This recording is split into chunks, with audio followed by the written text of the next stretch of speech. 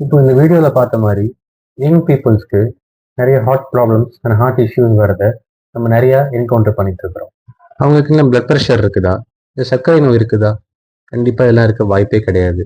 So அப்போ நம்மளுடைய அன்றாட வாழ்க்கையில் நம்ம எதை மிஸ் பண்ணுறோம்? இந்த மாதிரி ஹார்ட் இஷ்யூஸ் வர்றதுக்கு என்ன காரணம்? வாங்க பார்க்கலாம். இது எல்லாத்துக்கும் காரணம் உங்கள் உடம்புல ஒரு வைட்டமின் டெஃபிஷியன்ட்டாகிறனால வர இஷ்யூஸ்ன்னு சொன்ன நம்ப முடியுதா? அந்த வைட்டமின் தான் வைட்டமின் B12. பொதுவாக இந்த வைட்டமின் B12 நம்மளுடைய ஹார்ட்டுக்கு பிளட் ஃப்ளோவை ரொம்பவே சீராக கொண்டு போகக்கூடிய திறன் படைத்தது. இப்போ அந்த வைட்டமின் B12 நம்ம உடம்புல கம்மியாக இருக்கும் பட்சத்தில் ஹோமோசிஸ்டீன் அப்படிங்கிற பொருள் அதிகமாக காணப்படும். ஸோ ஹோமோசிஸ்டீன் லெவல்ஸ் அதிகமாக இருக்கும் காரணத்தினால உங்களுடைய ஹார்ட்டுக்கு போகிற பிளட் ஃப்ளோ ரொம்பவே அஃபெக்ட் ஆகுது. ஈவன் பிளாக்கேஜ் கூட வருது. இந்த ஹோமோசிஸ்டீன் லெவல்ஸ் அதிகமாக இருக்கிறதுனால தான் நம்ம யங்கர் ஏஜஸ்லேயே நிறைய heart issues and heart attacks பார்த்துட்டு வரோம். ஸோ அப்போ வைட்டமின் B12 யாருக்கெல்லாம் கம்மியாக இருக்கும்? மோஸ்ட்லி வெஜிடேரியன்ஸ்க்கு கம்மியாக இருக்கும்.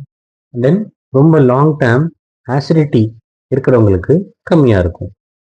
2 சாதாரண பிளட் டெஸ்ட் உங்களை ஹார்ட் இஷ்யூஸ்லேருந்து காப்பாற்ற போகுது. அது என்னங்கிறத பார்க்கலாம்.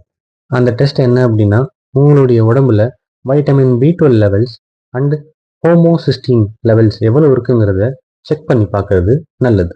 இந்த 2 டெஸ்ட்டையும் நீங்கள் குயிக்காக எடுத்து உங்களுடைய இருதயத்தை பாதுகாத்துக்குங்க.